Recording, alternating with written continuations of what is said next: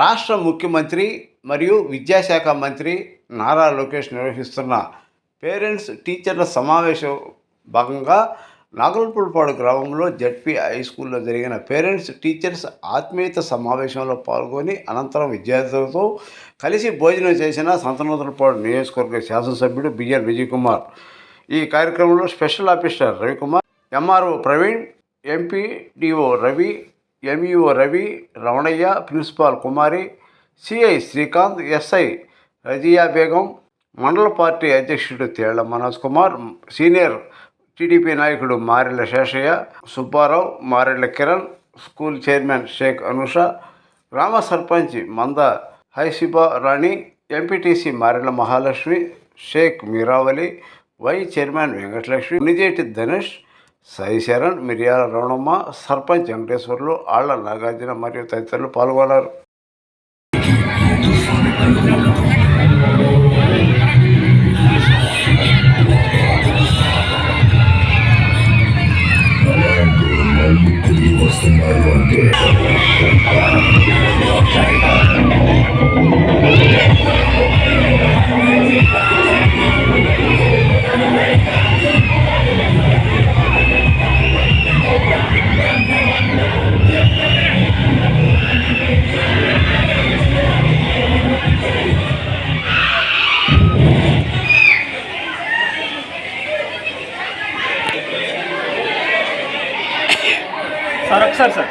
Sir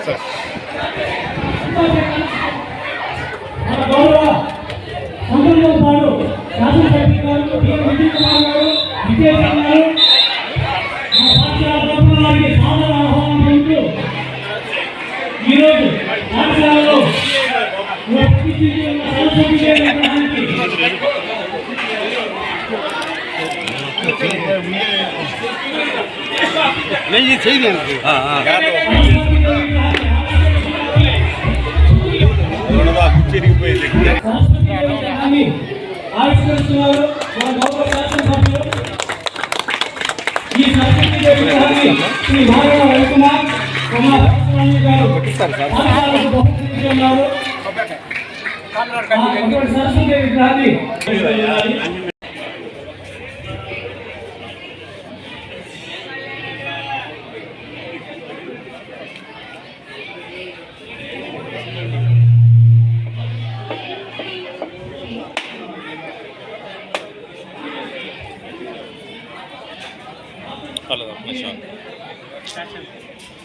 అభిరుచి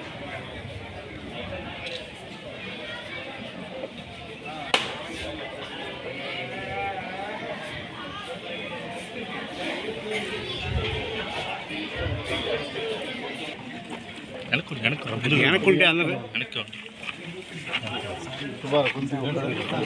అక్కడ చూసి నెయ్యే సలనొప్పి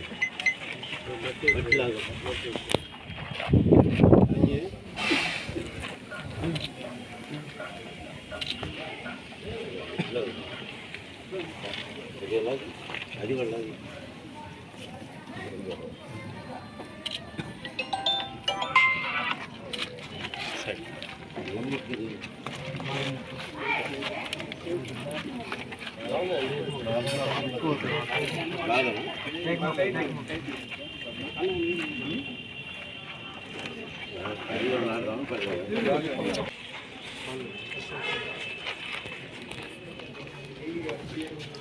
రవి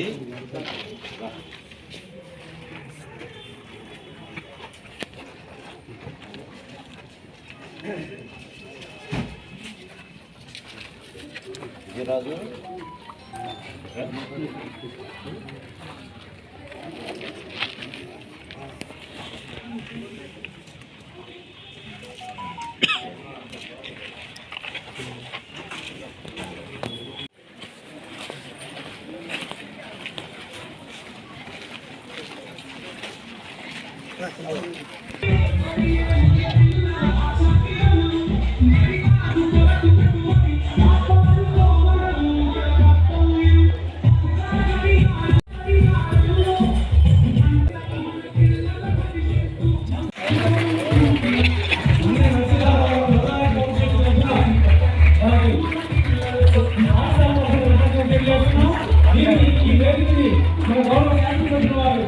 ఆవిష్కరిస్తున్నారు.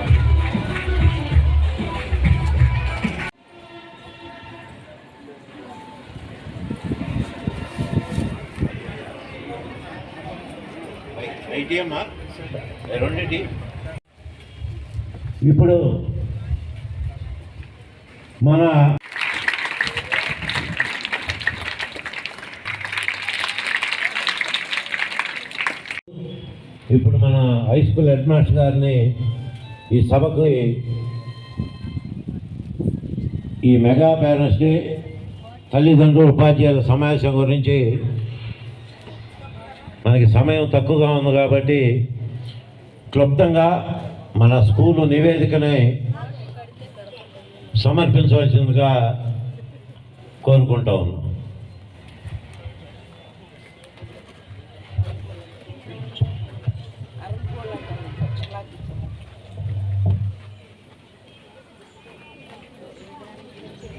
మొదటగా అందరూ లేచి నిలబడినట్లయితే ప్రార్థనతో కార్యక్రమం గోదారి కదలిపోతుంటేను విరవిరా కృష్ణమ్మ పరుగులెడుతుంటే ఆరు పంటలే పండుతాయి మురిపాల ముత్యాలుతాయి అమరావతి నగర అపురూప శిల్పాలు తారాలు నారాలు ఇకయ్య కనుములో తీయందనాలు నిత్యమై నిఖిలమై నిలచి ఉండేదాకా రుద్రమ్మ భుజ శక్తి మల్లమ్మ పతి భక్తి తిమ్మరు సుధీ యుక్తి కృష్ణరాయణ కీర్తి లింగుమని మారు మ్రోగే తల్లి జై తెలుగు తల్లి కార్యక్రమమునకు విచ్చేసినటువంటి మన శాసనసభ్యులు గౌరవనీయులు విజయ్ కుమార్ సార్ గారికి, ఎంఆర్ఓ గారికి, స్పెషల్ ఆఫీసర్ సార్ గారికి, మరి ఎస్ఐ మేడం గారికి, ఎండిఓ గారికి, మా గ్రామ పాఠశాల యాజమాన్య కమిటీ సభ్యులకు, గ్రామ పెద్దలకు, మా పాఠశాల వెల్ విషర్స్ అయినటువంటి మరి ప్రతి ఒక్కరికి పేరు పేరు వరుసన స్వాగతం తెలియజేస్తూ ఉన్నాను. మరి ఈ కార్యక్రమంకు మేము ఆహ్వానించిన వెంటనే ప్రతి ఒక్కరూ ఇక్కడ తమ సమయాన్ని వెచ్చించి పండుగ వాతావరణంలో ఈ కార్యక్రమం జరుపుకోవడానికి అందరూ విచ్చేసినందుకు హృదయపూర్వకంగా నమస్కారాలు తెలియజేస్తూ ఉన్నాను. అలాగే మీకు ధన్యవాదాలు కూడా తెలియజేస్తూ ఉన్నాను. మరి పాఠశాల ప్రధానోపాధ్యాయురాలుగా మా పాఠశాల యొక్క సమాచారంను కొంత అందించాలని నేను కోరుకుంటూ ఉన్నాను. మరి మా పాఠశాల 1987లో ప్రాథమికోన్నత పాఠశాలగా ఉన్నది ఉన్నత పాఠశాలగా అప్గ్రేడ్ కావడం జరిగింది. ప్రస్తుతం మన పాఠశాలకు 264 మంది విద్యార్థులు, అనగా 136 మంది బాయ్స్, మరి 128 మంది గర్ల్స్ మరి విద్యను అభ్యసిస్తూ 3 నుండి 10 తరగతుల వరకు విద్యను అభ్యసిస్తూ ఉన్నారు. మరి ఈ పాఠశాలకు మరి చుట్టుపక్కల నుండి నాగులుప్పలపాడు కాకుండా చుట్టుపక్కల గ్రామాలు దాదాపు 7 గ్రామాల నుంచి పిల్లలు ఆటోల్లోనూ బస్సుల్లోనూ పాఠశాలకి వస్తూ ఉన్నారు. పోతవరం, చెదలవాడ, కేసినేని వారిపాలెం, ఎంపీసీ నగర్, అగ్రహారం, రాచపూడి, ఓబన్నపాలెం ఇలా చుట్టుపక్కల గ్రామాల నుంచి మరి విద్యార్థులు ఈ పాఠశాలలో విద్యను అభ్యసిస్తూ ఉన్నారు. మరి ఈ సంవత్సరం 10వ తరగతి మరి పబ్లిక్ పరీక్షలు 46 మంది విద్యార్థులు హాజరు కాబోతూ ఉన్నారు. ఇంగ్లీష్ మీడియంలో క్లాసులు జరుగుతూ ఉన్నాయి. అయితే మరి ఈ పాఠశాలలో చదివి మరి ఎంతోమంది విద్యార్థులు విదేశాలలోనూ స్వదేశంలోనూ గొప్ప ఉన్నత స్థానాల్లో మరి స్థిరపడి ఉన్నారు. పాఠశాలకు కూడా వాళ్ళు చాలా ఉపయోగకరంగా లక్షలలో తమ దాతృత్వాన్ని ప్రకటిస్తూ పాఠశాల పురోభివృద్ధికి చాలా తోడ్పాటును అందిస్తూ ఉన్నారు. ఆ విషయమై తెలియజేయడానికి నేను చాలా సంతోషిస్తూ ఉన్నాను. మరి పాఠశాల తరగతి గదుల కొరత కారణంగా మరి ఇంతకుముందు తరగతి గదులు చెట్టు కింద జరుగుతూ ఉండేవి. అయితే ఇప్పుడు ఫేజ్ 1లో భాగంగా 5 అదనపు తరగతి గదులు, ఫేజ్ 2లో భాగంగా 6 తరగతి గదులు, మొత్తము 11 తరగతి గదులు శాంక్షన్ అయినప్పటికీ అసంపూర్తిగా అవి కన్స్ట్రక్షన్ నిధుల కొరత కారణంగా అసంపూర్తిగా ఉన్నందువల్ల అందులోనే మేము పిల్లల్ని అడ్జస్ట్ అయ్యి క్లాసులు రన్ చేస్తూ ఉన్నాము. మరి పాఠశాల పిల్లలకి చాలా అధునాతన సౌకర్యాలతో మరి అధునాతనంగా పిల్లలకి వాష్రూమ్ కానీ మంచి వసతులతో విద్యార్థులు విద్యను అభ్యసిస్తూ ఉన్నారు. మరి సర్వేపల్లి రాధాకృష్ణన్ కిట్ పిల్లలకి అందజేయడం జరిగింది. అందులో భాగంగా విద్యార్థులకు text books, note books, 6th క్లాస్లో జాయిన్ అయిన పిల్లలకి మరి డిక్షనరీ, అలాగే షూ, 2 పెయిర్ సాక్స్లు, 3 జతల యూనిఫాము, నెక్స్ట్ విద్యార్థులకి బెల్ట్, బాయ్స్కి బెల్ట్ అందించడం జరిగింది. ఇలా అలాగే మరి డొక్కా సీతమ్మ మధ్యాహ్న భోజన పథకంలో భాగంగా ప్రతిదినం రోజుకు ఒక మెనూ విద్యార్థులకి మరి వెజ్ రైస్, బంగాళదుంప kurma, white rice, egg curry, పులిహోర, నెక్స్ట్ సాంబారు, ఇట్లా పిల్లలకి రోజు మధ్యాహ్న భోజనము చాలా మంచిగా, చాలా రుచికరంగా మరి విద్యార్థులకి భోజనం అందిస్తూ ఉన్నాము. అలాగే వారానికి 5 రోజులు, శనివారం తప్ప 5 రోజులు విద్యార్థులకి ఎగ్ ఇస్తూ ఉన్నాము. అలాగే మన ప్రభుత్వం వారు నెక్స్ట్ రోజు మార్చి రోజు విద్యార్థులకి రాగి జావ ఇవ్వడం జరుగుతూ ఉంది. అలాగే రోజు మార్చి రోజు చిక్కీ ఇవ్వడం జరుగుతూ ఉంది. అనగా వారానికి 3 సార్లు విద్యార్థులకి చిక్కీ ఇవ్వడం జరుగుతూ ఉంది. పాఠశాలలో 20 మంది నాన్ టీచింగ్తో సహా 20 మంది స్టాఫ్తో పాఠశాల కొనసాగుతూ ఉంది. అయితే మరి నేను పేరెంట్స్కి తెలియజేయడము ఒక విన్నపము నేను పేరెంట్స్ అందరికీ తెలియజేస్తూ ఉన్నాను. పాఠశాలలో హాజరు కొరత ఎక్కువగా ఉంది. మరి పేరెంట్స్లో ఒక అంటే వేరే స్కూల్స్, ప్రైవేట్ స్కూల్స్కి వ్యాన్కి వెళ్తేనో లేదా మన కష్టార్జితాన్ని అక్కడ ఇన్వెస్ట్ చేస్తేనో తోటి వాళ్ళలో అది కొంచెం గ్రేట్ ప్రివిలేజ్గా ఫీల్ అవుతున్నారు. మరి గవర్నమెంట్ ప్రభుత్వం వారు ఇంత వెచ్చిస్తే అన్నిటికంటే ముఖ్యంగా ఈ సంవత్సరం 12వ తేదీ, జూన్ 12వ తేదీ ప్రతి ఒక్కరికి స్కూలుకు వచ్చినా రాకపోయినా మరి ప్రభుత్వం ఒక తల్లికి ఎంతో పోరాటం చేస్తూ ఉంటుంది. తండ్రి సంపాదించుకొస్తాడు, కానీ ఆ అరకొర చాలని ఆ కొంత మనీతోటి ఎంతో పోరాటం చేస్తూ పిల్లలకి మంచి భవిష్యత్తుని వాళ్ళని ఆరాటం ఉంటుంది, కానీ తగిన చదువు అందించలేమనే తపన వాళ్ళకు ఉంటుంది. అందుకు చాలా ప్రోత్సాహంగా ఆ తల్లుల్లో చాలా ఆనందం మేము చూస్తూ ఉన్నాము. 15,000 రూపాయలు వాళ్ళు పొందడం జరిగింది. పాఠశాలలో విద్యార్థులందరూ ఇంట్లో ఎంతమంది ఉంటే అంతమంది పిల్లలకి మరి ఈ ప్రోత్సాహము అందించడం జరిగింది. మరి ఆ తల్లిదండ్రులు కూడా ఇప్పుడు కమిటీలో ఉన్న వాళ్ళు కూడా మీతో షేర్ చేసుకుంటారు. మేము పాఠశాలలో ఇంకా విద్యా బోధన కరికులమే కాకుండా, పాఠ్యాంశాలే కాకుండా మనకి డ్రాయింగ్ మాస్టర్ ఉన్నారు. నేషనల్ లెవెల్లో కూడా పిల్లలు మరి ప్రైజెస్ గెలుచుకోవడం జరిగింది. చాలా టాలెంట్ని అక్కడ పిల్లలు బయట చూపించడం, చాలా మెడల్స్ కూడా తీసుకోవడం జరిగింది. అలాగే మనకి వొకేషనల్ ఇన్స్ట్రక్టర్ ఈ సంవత్సరము కొత్తగా పోస్ట్ శాంక్షన్ అయింది.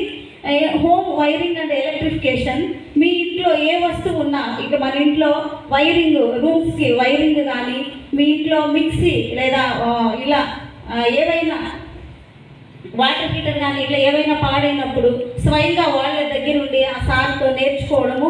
ఇలా ఇన్స్ట్రక్టర్ ఉన్నారు, వాళ్ళ కాంపిటేటివ్ ఎగ్జామ్స్ కూడా అటెండ్ చేపిస్తారు. అలాగే వాళ్ళకి ఫ్యూచర్లో లోన్ కూడా శాంక్షన్ చేయడము, ఆ సర్టిఫికేట్ ఉంటే వాళ్ళకి చాలా బెనిఫిట్గా ఉంటుందన్నమాట. బీటెక్ పాలిటెక్నిక్లో కూడా జాయిన్ అవ్వడానికి వాళ్ళు అవకాశం ఉంటుంది. అలాగే మాకు ఇంకా మాకు ఎన్ఎస్ పద్మశ్రీ మేడం గారు ఇక్కడికి ట్రాన్స్ఫర్లో రావడం జరిగింది.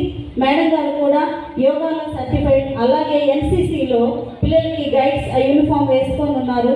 గైడ్స్ పిల్లలు తరఫీదు పొందుతా ఉన్నారు. ఆ సర్టిఫికేట్ వాళ్ళు పొంది ఉంటే ఉద్యోగాల్లో కూడా వాళ్ళు ఫ్యూచర్లో వాళ్ళు మంచి ప్లేసుల్లో ఎక్కడ ఉండాలన్న కానీ ఆ సర్టిఫికేట్ వాళ్ళకి కొన్ని సీట్స్ వాళ్ళకి అలాట్ చేస్తుంటారు. కాబట్టి అలాంటి మరి ప్రోగ్రామ్ కూడా మేము ఏర్పాటు చేస్తున్నాం. యోగా క్లాసులు కూడా మన ప్రభుత్వం వారు నిర్ణయించినట్లుగా ఈ మధ్య మనం యోగా డే, అంతర్జాతీయ యోగా దినోత్సవం జరుపుకున్నాము. ఆ యోగా డే సందర్భంగా అలా కూడా మేము మా పాట మా పాట పీరియడ్స్ కేటాయించుకొని యోగా కూడా పిల్లలకి నేర్పించి వారిని మా వంతుగా ప్రోత్సాహం మేము పిల్లలకి అందిస్తూ ఉంటాము. ఎట్ ద సేమ్ టైం పేరెంట్స్గా కూడా మీ రోల్ చాలా ఉంది. మీరు మేము చాలా జాగ్రత్తగా ఉంటేనే ఈ అడాలసెన్స్ ఏజ్లో పిల్లల్ని జాగ్రత్తగా పట్టుకురాగలం. మంచి చెడులను విభజించడంలో కూడా ఆమె నేర్పిస్తుంది. అలా తల్లి మొదటి గురువు కాబట్టే మన ప్రభుత్వం వారు ఈ పథకానికి పేరు పెట్టారు. ఇలాంటి పథకాలను ప్రవేశపెట్టి తల్లిని ఒక అడుగు ముందుకు తీసుకొని వచ్చారు. అలానే ఇలాంటి పథకాలు ఎన్నో ముందుకు తీసుకొని రావాలి. పేదరికం కారణంగా ఏ బిడ్డ కూడా చదువు ఆగిపోకూడదు. అలా అని ఇంటి దగ్గర పనులు చేస్తూ అలా ఆగిపోతున్నారనే పిల్లలు ప్రభుత్వం ఇలాంటి పథకాలను ముందుకు తీసుకొచ్చింది. ఇలాంటి పథకాలను తీసుకొచ్చి తల్లిని ఇలా ముందుకు తీసుకొచ్చిన మన గవర్నమెంట్కి మనం ఎంతో రుణపడి ఉండాలి. మన వంతుగా మనం చేయాల్సింది ఏంటి అంటే ఈ పథకాన్ని కేవలం విద్యకు మాత్రమే ఉపయోగించి మన బిడ్డలందరికీ చదువు ఎంత ఇంపార్టెంటో మనం వెనక పడిపోయినట్టు మన బిడ్డలు వెనక పడకూడదు అని నేర్పించి కనీసం ఇంటి దగ్గర కొంచెం సమయం వాళ్ళతో స్పెండ్ చేసి ఇలా ఉండాలి, ఇలా చేయాలి, ఇది మంచి ఇది చెడు అని ఒక గంట అయినా సరే ప్రొద్దు నుంచి సాయంత్రం దాకా మన పిల్లల్ని వీళ్ళు బాగా కేర్ చేస్తారు, అన్నీ చెప్తారు. కానీ మన వంతుగా మనం కూడా ముందుకు వచ్చి మన పిల్లల్ని జాగ్రత్తగా చూసుకోవడంలో సోషల్ మీడియాకి ఎడిట్ కాకుండా, డ్రగ్స్కి వాటికి ఎడిట్ కాకుండా మన బిడ్డల్ని మనతో మన పిల్లలన్నీ షేర్ చేసుకోగలగాలి. ఒకవేళ అలా షేర్ చేసుకోకపోతే వాళ్ళు థర్డ్ పర్సన్కి ఆప్షన్ ఇస్తున్నారు. అలాంటి ఆప్షన్స్ జోలికి వాళ్ళు వెళ్ళకుండా ఈ సోషల్ మీడియాస్, బెట్టింగ్ యాప్స్ ఇలాంటి జోలికి మన బిడ్డలు పోకుండా కాపాడడానికి మన వంతు సహాయంగా మనం ముందుకు రావాలి. అందుకనే గవర్నమెంట్ వారు ముందు తల్లిని గౌరవించడంలో బిడ్డలు ముందుంటే తల్లిని ఎందుకు గౌరవిస్తున్నామా అన్నది వాళ్ళకి అర్థమయ్యేటట్టు ఇందాక మనకి బిడ్డల చేత తల్లిదండ్రులకు పాదపూజ చేయించారు. కారణం అదే.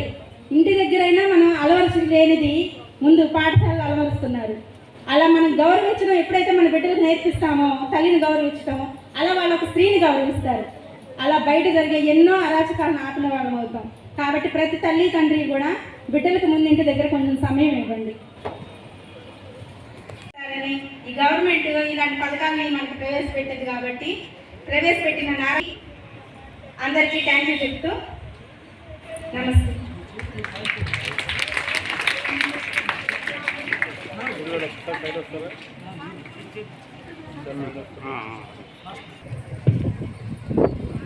థ్యాంక్ యూ అండి వెంకటలక్ష్మి గారు. తను అలంకరించినటువంటి పెద్దలందరికీ మరియు తల్లిదండ్రులకి నా నమస్కారాలు. పిల్లలకు శుభ మధ్యాహ్నం. నా పేరు పి దివ్యశ్రీ. నేను 10th క్లాస్ చదువుతున్నాను. ఈరోజు నేను తల్లికి వందనం గురించి మాట్లాడబోతున్నాను. తల్లికి వందనం అంటే మామూలుగా మనం మాట్లాడే భాషలో తల్లికి చేసే నమస్కారం అని అర్థం. ఇది మన సంస్కృతిని, సాంప్రదాయాన్ని తెలియజేస్తుంది. తల్లికి వందనం పథకం ద్వారా ప్రతి సంవత్సరం విద్యార్థిని యొక్క తల్లికి లేదా తండ్రికి లేదా సంరక్షకునికి 15,000 అందజేయడం జరుగుతుంది. ఈ పథకం అనేది పేదవారికి, అంటే ఇప్పుడు మన స్కూల్లో 100 మంది పిల్లలు ఉంటే అందులో మినిమం 3 కానీ 4 కానీ ఆ కుటుంబం వాళ్ళు గవర్నమెంట్ స్కూల్లో కూడా చదివించలేని స్తోమత ఉంటుంది. అలాంటి వాళ్ళకి ఈ తల్లికి వందనం అనే పథకం అనేది చాలా ఉపయోగపడుతుంది. ఎలాగంటే తల్లి ఉండి తండ్రి లేక, లేదా తండ్రి ఉండి తల్లి లేక, తల్లిదండ్రులే లేకుండా రిలేటివ్స్ దగ్గర పెరుగుతున్న పిల్లలకి ఈ తల్లికి వందనం అనే పథకం చాలా ఉపయోగపడుతుంది. నేను ఈ పథకాన్ని కొనసాగిస్తూ ఉంటే బాగుంటుందని నేను ఆశిస్తున్నాను.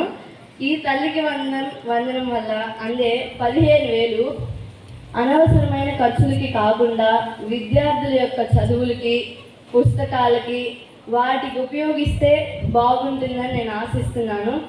ఈ పథకాన్ని అమలుపరిచినటువంటి ముఖ్యమంత్రి గారైన నారా చంద్రబాబు నాయుడు గారికి మరియు విద్యాశాఖ మంత్రి అయినటువంటి నారా లోకేష్ గారికి ధన్యవాదాలు తెలుపుకుంటున్నాను. ఈరోజు మా స్కూల్కి మెగా పేరెంట్స్ మీటింగ్కి వచ్చిన పెద్దలందరికీ నా ధన్యవాదాలు.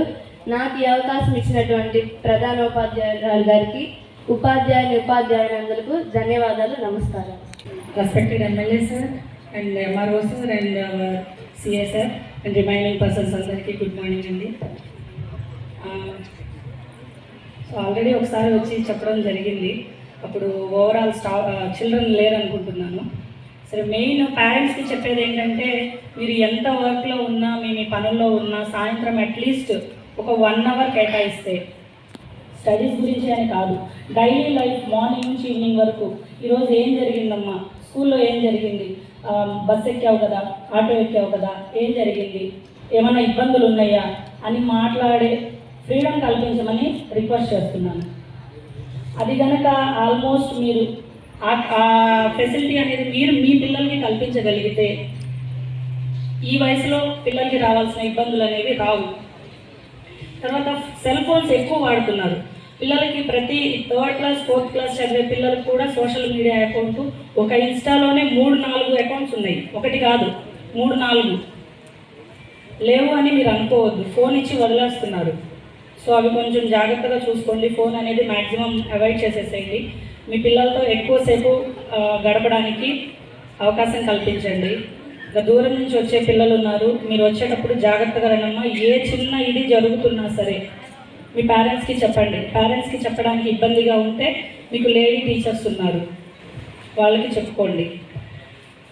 And good touch bad touch గురించి మీ అందరికీ తెలుసు, ఆల్మోస్ట్ తెలుసు కదా. ఎంతమందికి తెలీదు? సరే, ఎంతమందికి తెలుసు? ఎంతమందికి తెలుసు? అందరికీ తెలుసు. చెప్తారా ఒకళ్ళు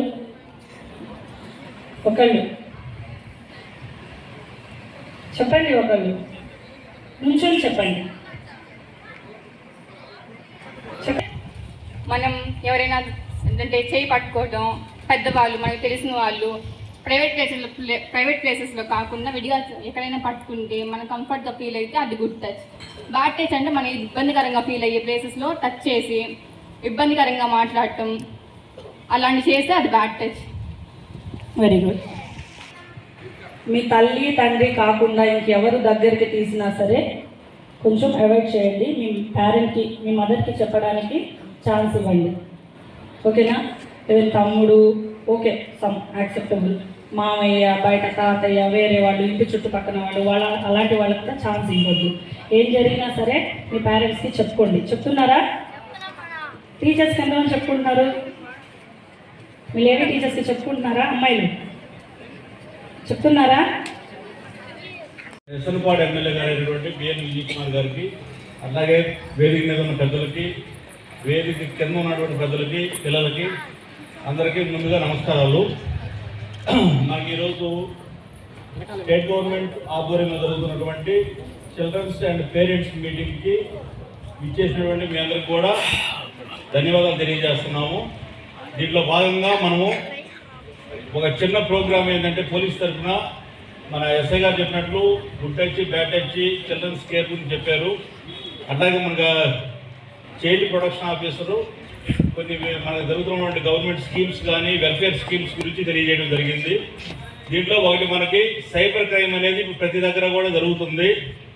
దాంట్లో మనము ఎక్కడో విలేజ్లో ఉన్నామా, గ్రామంలో ఉన్నామా, ఒక చిన్న లేదంటే హ్యామ్లెట్ ప్రదేశంలో ఉన్నా కానీ సైబర్ నేరస్తులు వారు అనుకున్నది వారు సాధిస్తున్నారు. దాంట్లో ఈ మధ్యకాలంలో ఈ తల్లికి వందనం ప్రోగ్రాంలో కూడా మీకు 15,000 రూపాయలు ఎప్పుడైతే బ్యాంకుల్లో పడ్డాయో, కొంతమంది ఫోన్లు చేసి మీకు 2,000 రూపాయలు ఆ స్కూల్ మెయింటెనెన్స్ కింద కట్ చేయడం జరిగింది. దాంట్లో వాళ్ళు మీకు ఫోన్ చేసి ఈ 2,000 రూపాయలు కూడా మీకు ఇస్తాము, మీ ఓటీపీ చెప్పండి, మీ అకౌంట్ నెంబర్ చెప్పండి కాల్స్ చేస్తున్నారు. మన ఏరియాలో కూడా సంద్రంలో పాటు నియోజకవర్గ పరిధిలో కూడా 2-3 కేసులు మన దృష్టికి వచ్చినాయి.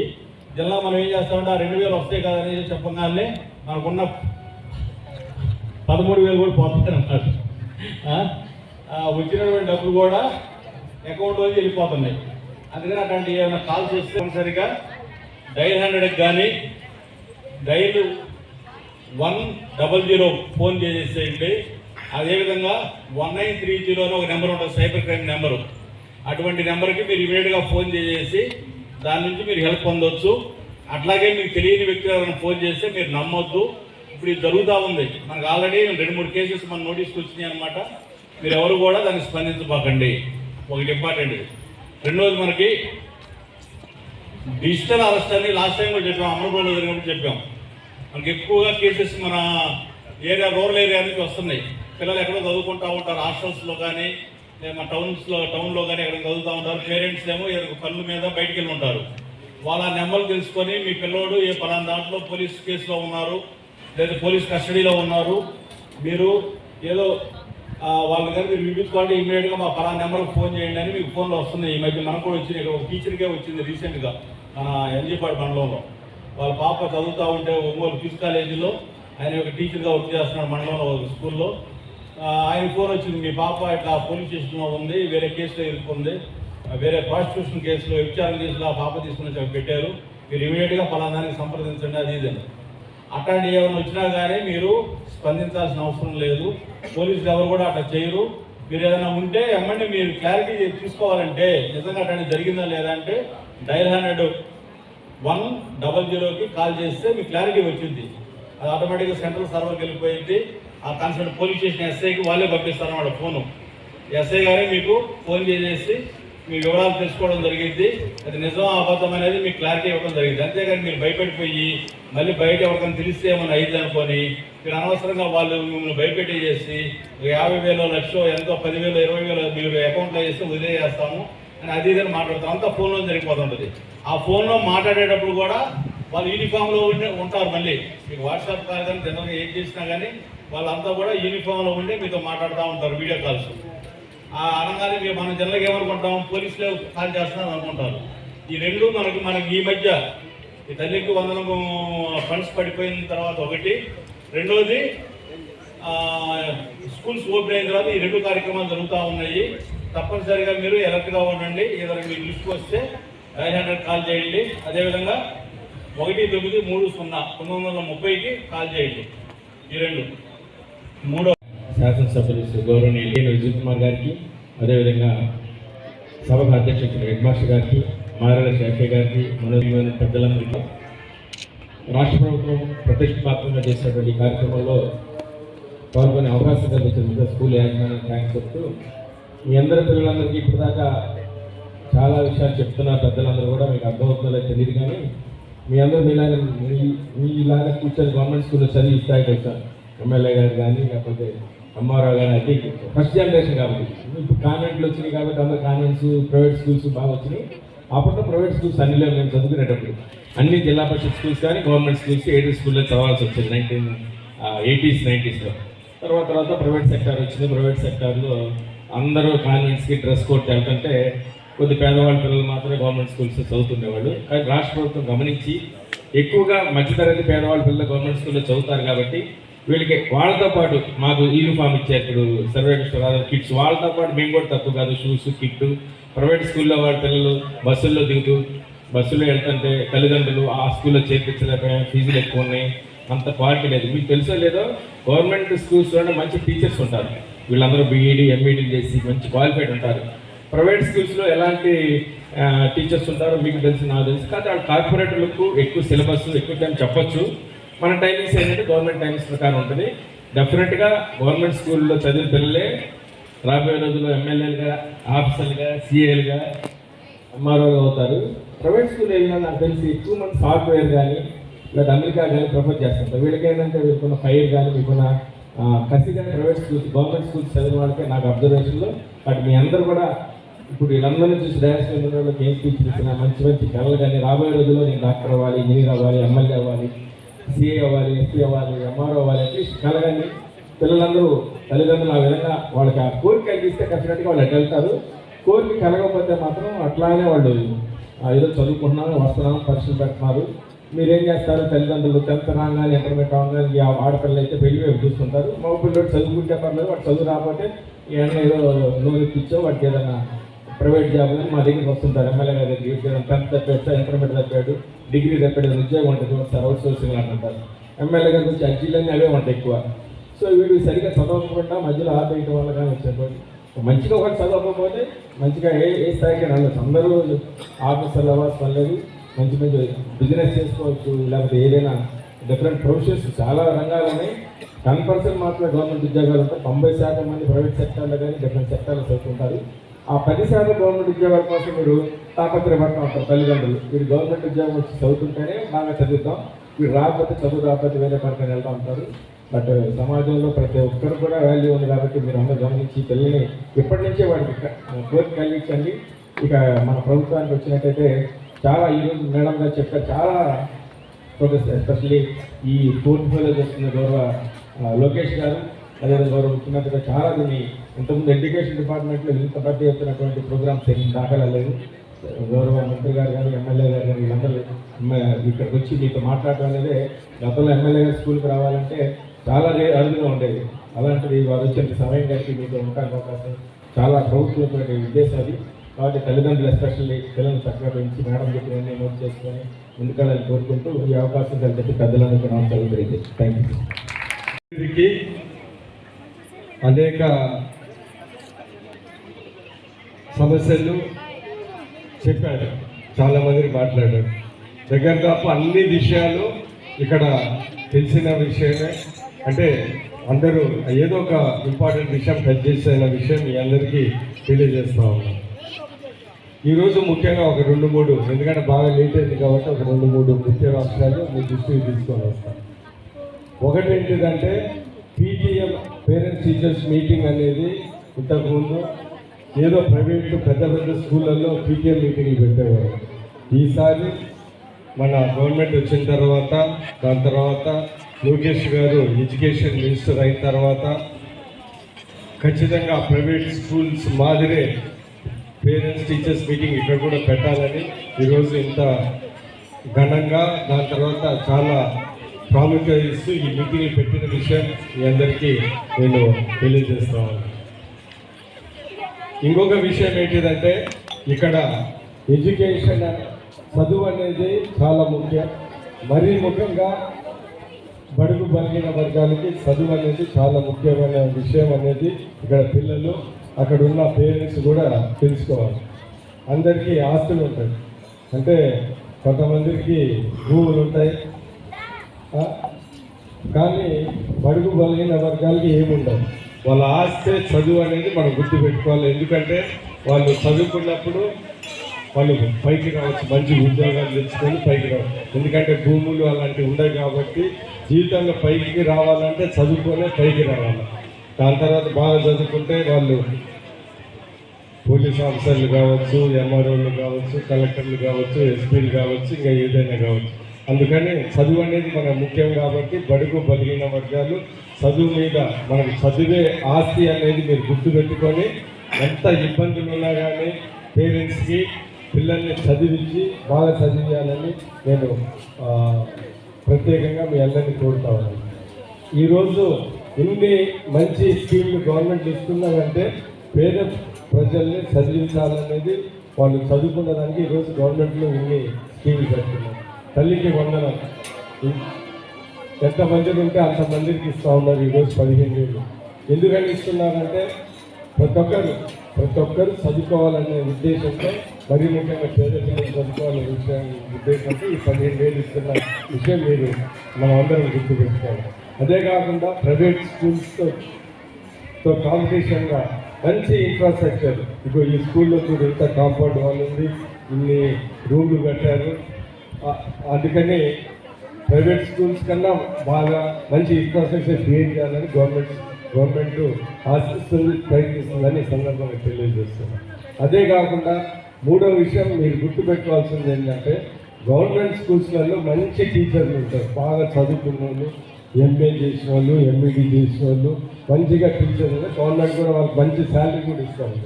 ఎందుకంటే మీలాంటి వాళ్ళు బాగా చదివి నువ్వు ప్రైవేట్ స్కూల్స్కి వెళ్తే వాడు ఇంటర్మీడియట్ వాడు అన్ని ఉద్యోగాల్లో ఇంతకుముందు అనేవాళ్ళు ఏంటిది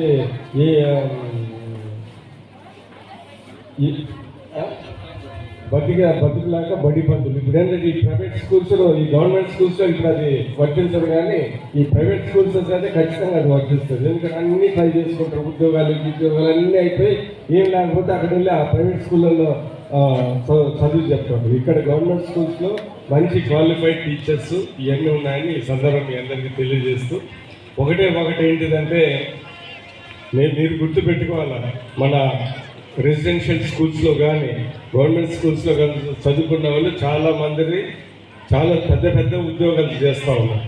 ఏంటంటే ఏదో ప్రైవేట్ స్కూల్స్ వాళ్ళు మీరు యూపీఎస్సీ ఈ మధ్య కాలంలో చూస్తే ఏదో ప్రైవేట్ స్కూల్స్లో చదువుకున్న వాళ్ళు ఏమైనా ఐఏఎస్లు ఐపీఎస్లు ఏమి కావట్లేదు. గవర్నమెంట్ స్కూల్స్లో చదువుకున్న వాళ్ళు రెసిడెన్షియల్ స్కూల్స్లో చదువుకున్న వాళ్ళు అవుతున్నారు. నేను ఇది మీ అందరికీ తెలియజేస్తున్నాను. ఏంటంటే ఏదో ప్రైవేట్ స్కూల్స్ కన్నా మీరు ఇంకా బాగా చదవచ్చు, మీరు ఖచ్చితంగా చదవాలని ఈ సందర్భంగా మీ అందరికీ తెలియజేస్తాను. మరీ ముఖ్యంగా ఇక్కడ పేద పిల్లలకి నేను చెప్పేది ఏంటిదంటే ఇంట్లో ఒకడు చదువుకుంటే ఒక కుటుంబాన్ని వాళ్ళ మీ రిలేటివ్స్ ఇంకా మంచి వాళ్ళు అయితే ఒక ఊరికే బాగుపడతారు. ఒక ఊర్లో ఎవరైనా మంచి ఆఫీసర్ అయితే ఒక కలెక్టరు ఏదో ఎస్పీ అయితే ఆ ఊర్లో మీ చుట్టాలు కానీ ఎవరైనా వాళ్ళందరికీ చాలా తోడుగా ఉండి వాళ్ళకి ఉద్యోగాలు ఇచ్చి ఏదైనా సహకరించే పద్ధతి. అందుకని మీరు ఖచ్చితంగా చదువు అనేది మనకు చాలా ముఖ్యమనేది మీకు ఇంకొకసారి నేను తెలియజేస్తున్నాను. ఇంకొకసారి ఉదాహరణకి ఇప్పుడు నేనంటే ఇప్పుడు ఎమ్మెల్యే అయినాను, మంచి స్కూళ్ళలో చిన్నప్పుడైతే నేను గవర్నమెంట్ స్కూల్లో ఫస్ట్ క్లాస్ చదివినట్టున్నాను మా ఊళ్ళో. దాని తర్వాత అన్నీ ఏదో పబ్లిక్ స్కూళ్ళలో మంచి స్కూళ్ళలో చదువుకున్నాను. అయినా కానీ నేను మీకు చెప్పేది ఏంటిదంటే మా నాన్నగారు గవర్నమెంట్ స్కూల్స్లో బాగా చదువుకొని కష్టపడి ఐఏఎస్ ఆఫీసర్ అయ్యారు కాబట్టి నేను ఈరోజు ఇంత బాగున్నా. మీరు కూడా బాగా చదువుకుంటే రాబోయే మీ చుట్టాలు కానీ అందరూ మీ కుటుంబాలు కానీ బాగా పైకి వస్తారు. ఆ రోజులలో 62, 63లలో మా ఫాదరు గవర్నమెంట్ స్కూల్స్లో చదువుకొని ఆ రోజుల్లోనే స్టేట్లో 9వ ర్యాంక్ వచ్చింది, అంటే కంబైన్డ్ ఆంధ్రాలో. దాని తర్వాత ఇంజనీరింగ్, ఐఏఎస్, ఐపీఎస్ అన్నీ వచ్చినాయి గవర్నమెంట్ స్కూల్లోనే చదువుకొని అందరికన్నా. అందుకని ఏంటిదంటే ఇక్కడ ఎంత బీదవారు ఉన్నా కానీ ఎంత ఉన్నా కానీ మీరు గట్టిగా చదువుకుంటే మీరు ఎక్కడికైనా వెళ్ళొచ్చు అనేది అనేక ఎగ్జాంపుల్స్ ఉన్నాయి ఈ సందర్భంగా తెలియజేస్తూ, ఎప్పుడైనా కానీ ఎడ్యుకేషన్ విషయంలో మేము ముందుంటామని సందర్భంగా తెలియదు. ఈ స్కూల్కి ఏం ఇబ్బందులు ఉన్నా ఇక్కడ కొన్ని రూల్స్ ఆగిపోయినాయి, మేము చేయగలిగి ఖచ్చితంగా కట్టించే విధంగా ఎడ్యుకేషన్ కోసం నేను ప్రత్యేకంగా దృష్టి పెట్టి నా చేతనైంది నేను చేస్తాను ఈ సందర్భంగా తెలియజేస్తూ ఇంకా ఘనంగా బాగా ఈ పేరెంట్ టీచర్స్ మీటింగ్ చేసినందుకు ఇక్కడ హెడ్ మిస్టర్స్కి, స్కూల్ స్టాఫ్కి అందరికీ ప్రత్యేక ధన్యవాదాలు తెలుపుతూ పేరెంట్స్ కూడా నేను ప్రత్యేకంగా చెప్పిందంటే చాలామంది చెప్పారు మీ పిల్లల ఎడ్యుకేషన్ గురించి మీరు ఖచ్చితంగా ఒక రోజుకి కొంత సమయం ఖచ్చితంగా కేటాయించాలి. ఎందుకంటే మీరు కష్టపడేదంతా మీ పిల్లలు బాగుండాలనేది. అసలు పని చేయకుండా ఎంత కష్టపడినా కానీ దానికి ఇబ్బంది ఏమి ఉండదు. నిజంగా చదువుతున్నారా లేదా, ఎందుకంటే అందరికన్నా పిల్లలు మరీ ముఖ్యంగా తల్లులకి అర్థమైపోతుంది ఏంటిది ఆ స్టూడెంట్ అబ్బాయి కరెక్ట్గా ఉన్నాడా లేదా, ఏదన్నా చెడ్డ అలవాటు ఉంటే మీకే అర్థమైపోతుంది. ఫస్ట్ అది స్టూడెంట్స్ కానీ దాని తర్వాత టీచర్స్ దృష్టికి కానీ ఎవరికైనా చెప్తే తొందరలో వాళ్ళని సరి చేసుకునే బాధ్యత కూడా మీ మీద ఎక్కువ ఉందని. అందుకని మీరు పిల్లల కోసమే మీరు కష్టపడుతున్నారు కాబట్టి వాళ్ళని బాగా చదివించి దానికి మొదటి చేయాల్సింది ఏంటంటే ఎడ్యుకేషన్ చదవటం బాగా మీరు దాని మీద కాన్సన్ట్రేట్ చేసి దానికి ప్రాధాన్యత ఇచ్చి ఒకవేళ ఎక్కడైనా డబ్బులు ఇబ్బంది ఉన్నా కానీ ఎక్కడైనా తగ్గించుకోండి, కానీ చదువు దగ్గర తగ్గించుకోకుండా మీ పిల్లల్ని బాగా చదివించాలని మరి కోరుకుంటూ ఇక్కడ ఇచ్చేసినప్పుడు అందరికీ ధన్యవాదాలు తెలుపుతూ సెలవు తీసుకుంటున్నాను. తప్పకుండా పాఠశాలకు పంపుతానని పాఠశాల అనంతరం వారి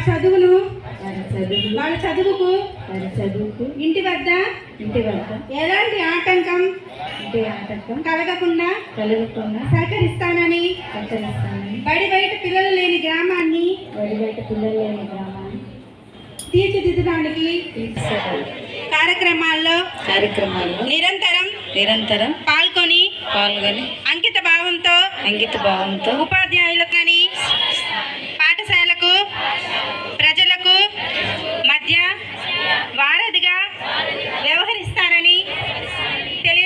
తెలియజేస్తున్నాను.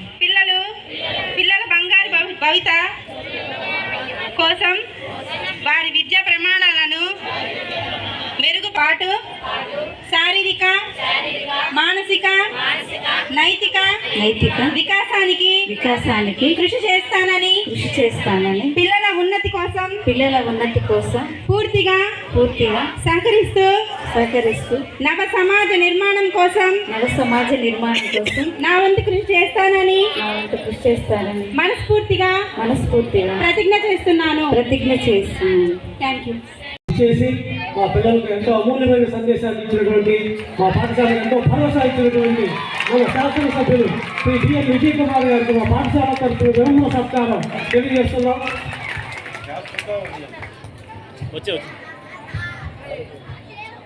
మా పాఠశాల తరఫున ఎంతో అలాగే మా పాఠశాలకు ఎంతో సహాయ సహకారాలు అందిస్తున్నటువంటి శ్రీ మారళ్ళ వెంకటేశ్వర గారికి కూడా మా పాఠశాల తరఫున చిరు సత్కారం అందజేస్తున్నాం. స్వీకరించవలసిందిగా కోరుతున్నాం. మా పాఠశాల తరఫున చిరు సత్కారం శ్రీ మారళ్ళ వెంకటేశ్వర గారికి. ఇలాగే మీ సహాయ సహకారాలు చిరకాలం వర్తిల్లాలని చెప్పి, చిరకాలం మాకు అందించాలని చెప్పి మా పాఠశాల తరఫున ఎంతో కోరుతున్నాం. శ్రీ మారళ్ళ వెంకటేశ్వర గారికి మా పాఠశాల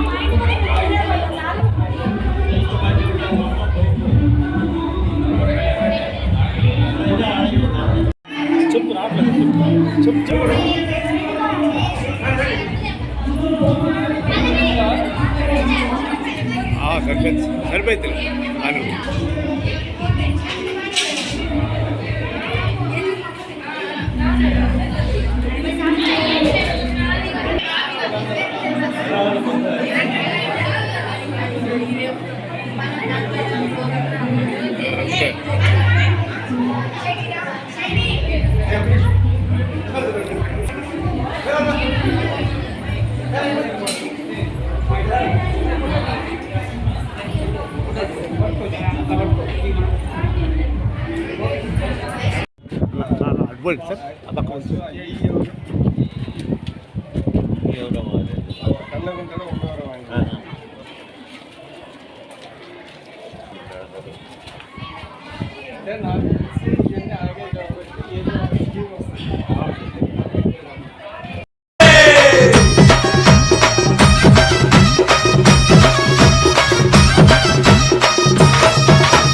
అదిగో వస్తుండు గజరాజు వస్తుండు కన్యమూల మహాగణపతి బంగారు బాల గణపతి ఎలుక పైన ఎక్కిండు లోకాలు తిరిగిండు కన్యమూల మహాగణపతి బంగారు బాల గణపతి కైలాసం ఇచ్చిండు కన్న వాళ్ళను వదిలిండు చౌతి పండుగ పూజలకై భూలోకమే వస్తుండురా జయ బోలో గణపతి భగవానికి జయ జయ బోలో గణేష్ महाराज की जय बोलो गणपति महाराज की जय जय अंटुंडु अय्या गणपయ్యకు అదిగా వస్తుండు గజరాజు వస్తుండు కన్యమూల మహాగణపతి బంగారు బాల గణపతి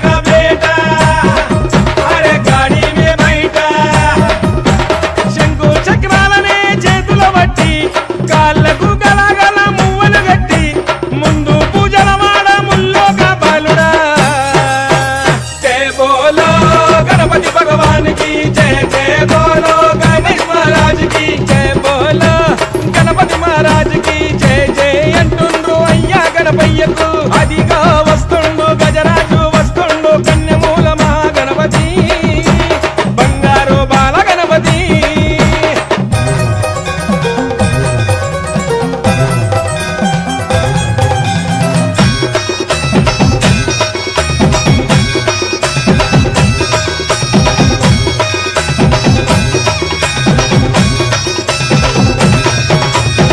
చూడు గణపయ్య నుదుట బొట్టు పెట్టాము మెడలో నిండుగా గజమాల వేశాము చూడు గణపయ్య నుదుట బొట్టు పెట్టాము మెడలో నిండుగా గజమాల వేశాము అయ్యా గణపయ్య సిద్ధి గణపయ్య అయ్యా గణపయ్య సిద్ధి గణపయ్య ఆరతులే మరుతున్నాము నీకు చూడు అడ్డంకులు రాకుండా మమ్ముల చూడు చేస్తున్నాం పూజలు నీ కొరకు భజనాలు జయ బోలో గణపతి భగవానికి జయ జయ బోలో